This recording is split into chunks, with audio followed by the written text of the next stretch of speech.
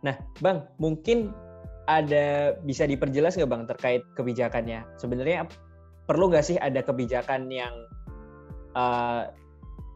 ditentukan dari pusat gitu? Istilahnya ada orang yang bilang harus ini kayaknya kalau kayak gini nggak ada pilihan harus lockdown. Kita kan sekarang jadi dengar istilah lockdown sekarang. Terus juga atau mungkin kebijakan yang sekarang itu udah yang paling tepat. Mungkin nanti antara kebijakan ini bisa dikaji sama Bang Sinyo secara kesehatan dan bisa ditanggapi juga nih sama Pak Gum secara ekonomi. Sebenarnya kalau kebijakan kita kan butuh kebijakannya diambil cepat. Nah, cuma apakah kebijakan tersebut dan bagaimana pengaruhnya ke kehidupan kita sehari-hari dan pengaruh ke ekonomi juga, dan mungkin nanti bisa disampaikan juga terkait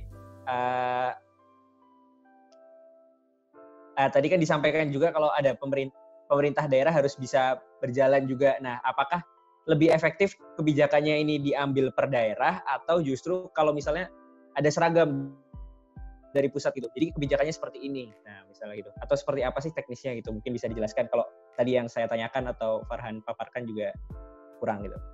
Farhan mau nambahin mungkin? Udah. Oke. Saya jawab dulu ya. Kalau disampaikan bahwa apakah ke policy baiknya dari level pusat atau level daerah, saat ini yang kita masih missing adalah proses koordinasi yang terjadi antara pusat dengan kepala-kepala daerah. Gitu. Jadi diakui oleh beberapa kepala daerah bahwa memang koordinasi mungkin bisa diperkuat gitu. Kalau dikatakan mana yang lebih baik antara daerah dengan pusat, tentu ini harus berjalan bersamaan. Tapi ini yang membutuhkan koordinasi lebih lanjut gitu. Untuk bagaimana bisa sinergi antara keduanya. Saya ingin juga komentar soal lockdown dan tadi yang sempat ditanyakan oleh Hermi gitu ya. Saat ini prosesnya sudah harusnya tidak dalam proses perdebatan lagi, ini lockdown atau bukan lockdown, ini karantina atau bukan karantina, ini social distancing atau apapun formnya gitu ya. Silakan apapun ambil formnya, yang jelas tolong pastikan bahwa ada proses untuk menahan transmisinya. Konsepnya bisa lockdown, konsepnya bisa karantina wilayah, konsepnya bisa social distancing gitu ya. Saat ini bagi saya tidak terlalu penting konsep-konsep itu ketika misalkan hanya sementara kita sudah banyak menyebar, tapi kemudian tidak melakukan apa-apa gitu dengan kebijakan yang diambil gitu. Tentu kita ada beberapa implikasi undang-undang yang bisa digunakan gitu ya. Misalkan karantina wilayah, itu ada implikasinya untuk kemudian pemerintah menjanjikan bahwa ada bentuk kompensasi gitu, selama proses karantina wilayah. Gitu. Nah, ini juga artinya menarik untuk dipertimbangkan dari sisi ekonomi. Mungkin Mas Gilang nanti bisa komentar lebih lanjut begitu. Tapi yang jelas saat ini kita modenya adalah bagaimana untuk meyakinkan daerah untuk bisa keeping up gitu. Setidaknya kalau pemerintah pusat tidak menghendaki untuk terjadi karantina atau lockdown, maka daerah harus bersiap-siap menyiapkan rumah sakitnya, menyiapkan fasilitas kesehatannya, menyiapkan APD-nya, menyiapkan infrastruktur kesehatan lainnya gitu, bahkan ekspansi yang tadi saya sempat sebutkan. Karena kalau fokus hanya kemudian, dan ini wewenang lagi-lagi ya, wewenang saya nggak bisa komentar soal itu, tapi lakukan yang bisa dilakukan aja. Ini itu. Oke, mantap sekali tadi paparannya Mas Bang Sinyo. Tadi ada satu poin sih yang saya tangkap, yang mungkin nanti bisa dielaborasi sama Pak Gumilang. Terkait apapun terms-nya, apapun namanya, lockdown atau karantina wilayah dan sebagainya, Bang Sinyo menyatakan bahwasanya yang penting ada penahanan proses transmisi gitu. Artinya sebisa mungkin, sekurang-kurang mungkin kita tidak berinteraksi, atau bahasanya kita mengurangi interaksi dengan manusia yang lain gitu. Untuk tujuannya mengurangi transmisi gitu ya. Intinya misinya itu big goals-nya. Nah, padahal di satu sisi gitu ya, kalau kita ngomong ekonomi itu kan apa ya? Itu kan tentang pergerakan barang dan uang gitu ya. Jadi ada proses distribusi, ada proses produksi, ada proses konsumsi yang pastinya juga perlu apa ya? Ya pertemuan-pertemuan itu perlu gitu loh untuk melakukan proses-proses ekonomi gitu. Dan saya yakin Pak Gu pasti punya jawabannya.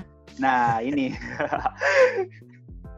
Nah selain itu pun juga kalau kita lihat dari banyak macam bentuknya ya. Jadi kalau di daerah-daerah kan, kalau di kampung saya contohnya itu ada karantina wilayah yang diadakan oleh warga lokal Sendiri. Dan itu ada pembatasan maksimal gitu.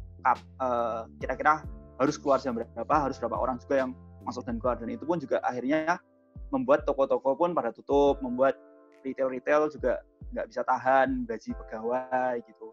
Dan ya banyak konsekuensi di belakangnya lah ketika kita bilang ada pembatasan pertemuan gitu. Nah, pasti konsumsi menurun gitu. Ya, gitulah. Untuk itu kalau untuk apa ya istilahnya menengahinya bagaimana Pak Gumilang ini? Maksudnya bagaimana kita bisa deal with kebijakan yang atau goals yang ingin dituju oleh kesehatan, sementara kita sendiri di masa-masa ini ya seperti yang kita tahu sekarang pada menurun lah gitu dari segi proses ekonomi yang ada di masyarakat sekarang. Monggo Pak Gumilang. Ya, terima kasih Farhan, Helmi. Jadi saya sepakat ya dengan Mas Sinyo sebelum menjawab pertanyaan Farhan dan Helmi. Saya sepakat sekali bahwa isunya itu di setiap pengambilan kebijakan itu adalah permasalahan koordinasi. Jadi tugas pertama yang dilakukan oleh pimpinan kita, baik itu melalui Bapak Presiden sendiri atau kemudian melalui gugus tugas percepatan penanganan COVID-19 itu memastikan bahwa problem koordinasi itu dihilangkan atau minimisasi coordination problem.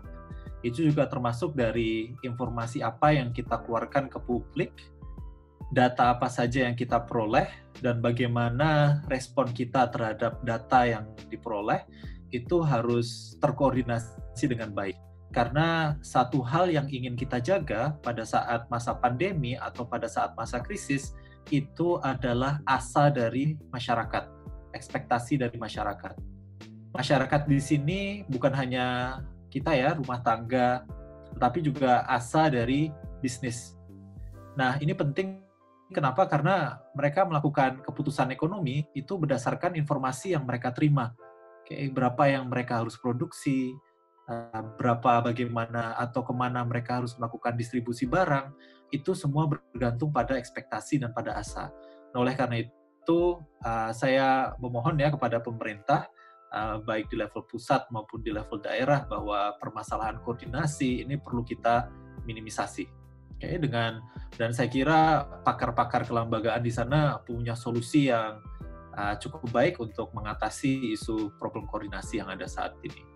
Nah, jadi dengan informasi yang konsisten dan juga informasi yang sampaikan dengan baik, kita bisa menjaga asa dari masyarakat, baik rumah tangga maupun bisnis, itu kunci.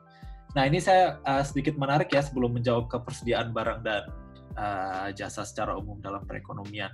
Akhir-akhir ini, saya kira mulai dari hari Minggu lalu ya, saya ingat sekali keluar pagi hari jam 5.30, keliling kampung, melihat warga-warga sudah mulai menutup akses jalan. Itu saya kira salah satu cara untuk menurunkan transmisi dengan cara mencegah orang yang tidak dikenal dan mungkin membawa virus untuk menyebarkan ke Lampung itu. Tapi juga kita harus perhatikan apa yang terjadi di dalam kampung yang tertutup itu, juga harus meminimalkan transmisi. Jadi misalnya percuma juga kalau kita tutup akses, tetapi di dalam masih nongkrong-nongkrong atau kemudian berdekatan satu sama lain, yaitu ada transmisi lokalnya. Itu juga harus kita perhatikan. Tetapi kalau menurut saya yang saya kira perlu difikirkan untuk ke depan, bukan hanya untuk pandemi ini, tapi untuk ke depannya itu adalah bangun basis data untuk masing-masing dusun atau masing-masing RT RW bahkan. Dengan data tersebut, kita bisa mendokumentasi siapa yang masuk, siapa yang keluar, mungkin ada informasi dari mana dia sebelum dia masuk, berapa lama, dan data tersebut itu terset bisa diakses oleh pimpinan di level kecamatan, kabupaten, provinsi, dan itu juga bisa didapatkan informasi. Nah, penciptaan data seperti inilah yang sangat-sangat penting, dan kita tidak hanya berpikir di masa krisis, bahkan di masa normal pun keberadaan data seperti itu bisa meminimisasi permasalahan koordinasi atau pengambilan kebijakan yang kurang tepat karena informasinya tidak baik atau tidak sempurna.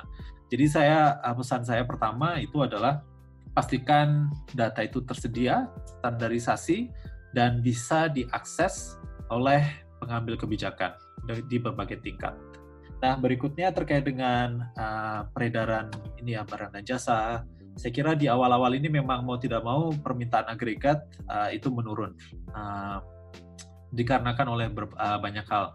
Kita yang tadinya keluar rumah, kemudian kita manggil Gokar atau Ngek, kemudian sampai kantor kita jajan, sampai kampus kita itu jajan, kemudian sampai kampus kita makan siang pesan GoFood atau GrabFood, nanti pulang kita dengan Gojek dan seterusnya, dan semua kegiatan aktivitas ekonomi itu sekarang sudah tidak ada lagi.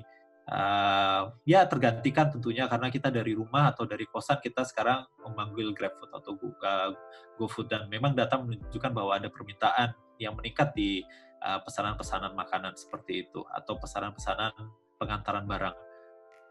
Tetapi tetap ada kehilangan ekonomi di situ. Nah, agregat demand ini bisa kita jaga dengan beberapa hal. Satu, yang pertama, kita harus memperhatikan masyarakat yang rentan. Masyarakat rentan di sini adalah masyarakat yang sangat miskin, masyarakat rentan, dan juga istilahnya adalah aspiring middle class. Jadi keempat kelompok ini adalah mereka yang punya probabilitas untuk kembali ke kemiskinan yang relatif tinggi dibandingkan dengan kelas menengah atau kemudian masyarakat yang mapan. Nah, kita perlu menyokong mereka, dan pemerintah saat ini saya kira sudah memberikan sinyal yang cukup baik ya, sudah menciptakan paket stimulus 400 triliun, saya kira itu jumlah yang cukup banyak. Dari sisi individu kita bisa mendapatkan bahwa pemerintah akan memberikan bantuan sosial, bantuan langsung tunai, program keluarga harapan, beras sejahtera, BPNT, subsidi listrik, relaksasi pembayaran cicilan kredit, dan seterusnya. Saya kira itu sinyal yang cukup bagus. Tapi ke depan dalam jangka waktu yang cukup singkat dan waktu yang kita sebetulnya sudah tidak ada, itu adalah bagaimana kita bisa secara optimal dan secara efektif menyalurkan berbagai macam bantuan tersebut. Kita nggak inginkan setiap rupiah yang kita keluarkan itu tidak berkualitas. Kita pengennya datang dana tersebut sampai ke mereka yang betul-betul membutuhkan. Di sini lagi basis data kita betul-betul harus kita andalkan. Kita punya data terpadu kesejahteraan sosial yang digunakan oleh pemerintah. Beberapa hari ke depan, pemerintah harus memikirkan bagaimana implementasinya. Bagaimana memastikan bahwa tidak ada overlap antara bantuan-bantuan yang ada, misalnya BLT dan PKH. Jangan sampai overlap. Kemudian memastikan nanti di titik pengambilan manfaat, entah itu di bank, entah itu di ATM, entah itu di kios atau e-warung, logistiknya tersedia, likuiditasnya ada dan terjaga. Itu saya kira langkah-langkah yang perlu kita pikirkan dalam beberapa waktu yang ke depan, karena hal ini tidak mudah dan jutaan orang akan mengambil manfaat tersebut. Jadi kita harus siapkan. Jadi dana sudah ada, kebijakannya sudah ada, penyaluran harus kita pikirkan agar itu efektif dan optimal, betul-betul sampai ke tangan mereka yang membutuhkan, dan kemudian realisasi dari pengambilan manfaat itu bisa kita lakukan dengan baik. Kemudian selain ke individu, nanti ke depannya kita sudah harus mulai memikirkan bisnis dan industri. Kenapa? Karena jika ini berlanjut, maka bukan hanya permintaan agregat nanti, tapi juga penawaran agregat supply juga akan terdampak. Dan kalau agregat demand dan agregat supply itu sudah terdampak, maka tidak pertumbuhan ekonomi yang lebih rendah itu tidak akan itu akan terjadi. Nah, jadi kita harus mulai mengidentifikasi usaha-usaha mikro. Saya kira restrukturasi kredit, pembiayaan, insentif perpajakan itu semua sudah dipertimbangkan.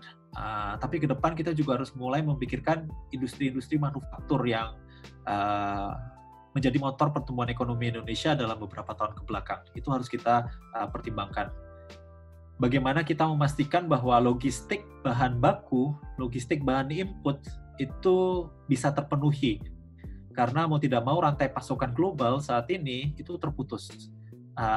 Bukan terputus ya, artinya rantai pasokan global itu terganggu. Nah, ini perlu kita perhatikan. Bagaimana pemerintah itu menyederhanakan dan mengurangi lartas dari ekspor impor untuk memastikan bahwa pasokan barang baku, bahan input itu bisa terjaga.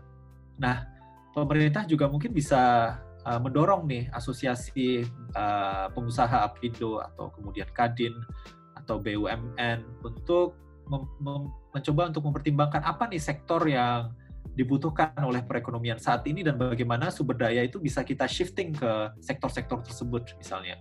Nah, memang shifting atau pergeseran ke sektor baru itu tidak mudah, betul, karena keterbatasan teknologi produksi itu memang selalu ada. Tapi saya kira ini kesempatan yang bagus ya untuk mendorong resources untuk ke sektor-sektor yang dibutuhkan.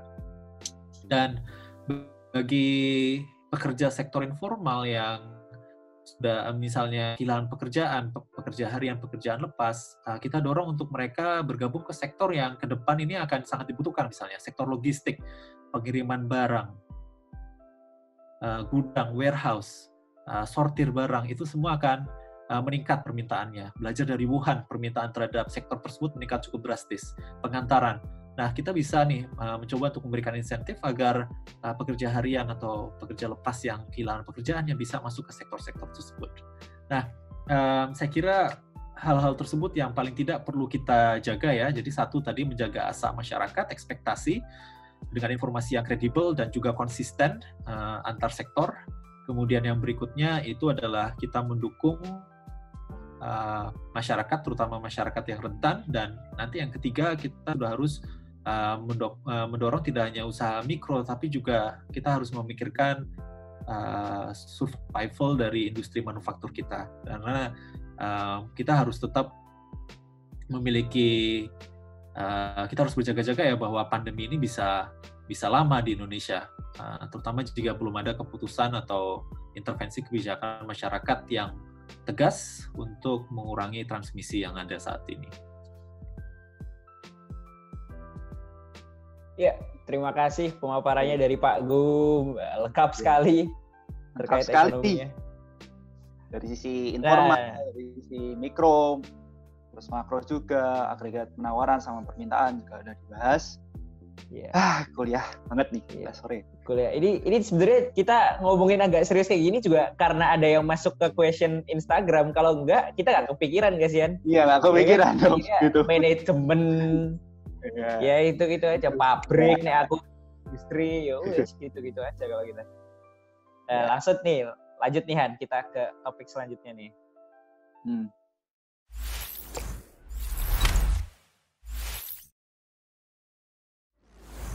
Ciptakan ruang bergerak bersama.